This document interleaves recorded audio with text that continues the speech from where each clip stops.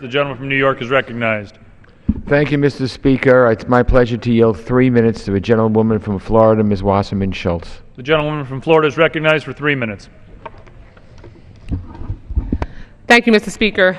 I rise today in strong support of House Resolution 488, and I thank my South Florida colleague and friend, Congresswoman Ileana Ros-Lehtinen, for her leadership in introducing this measure and giving us an opportunity to stand with the people of Venezuela. I stand in solidarity with my colleagues and the people of Venezuela to condemn the deplorable, horrific, and inexcusable violence the Maduro regime has perpetrated against its own citizens.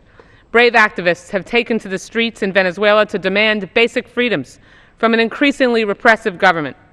These are students, lawyers, and average citizens simply asking their government to respect their basic human and democratic rights.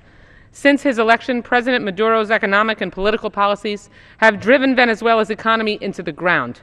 His attempts to silence these outcries have not worked, and they will not work.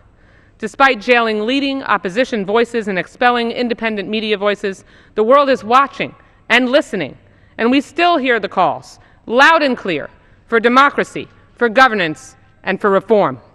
President Maduro's ridiculous accusations about United States involvement in fomenting unrest will prove to be a grossly failed attempt to distract from his own shortcomings in serving his people. We will not allow his rhetoric to try to blame the United States for what is a clear struggle between his repressive policies and the legitimate demands of his people. My hometown of Weston is often affectionately known as Westonzuela. Just yesterday, I spoke with community leaders in South Florida, many of them my neighbors, my friends, my constituents, about the fear and horrors that family members and their friends are experiencing. This resolution calls upon the government of Venezuela to respect the principles enshrined in its own governing documents, as well as those in the Inter-American Commission on Human Rights, including freedoms of speech and the press. This resolution affirms what we know to be true, that the best way to address the legitimate grievances of the people is through genuine dialogue between all parties involved. It calls for our country to work with our partners in the Western Hemisphere and through regional organizations to help facilitate this dialogue, and importantly, to do everything possible to cease this senseless violence and create the space for peace. This resolution reflects that we stand in solidarity with the people of Venezuela.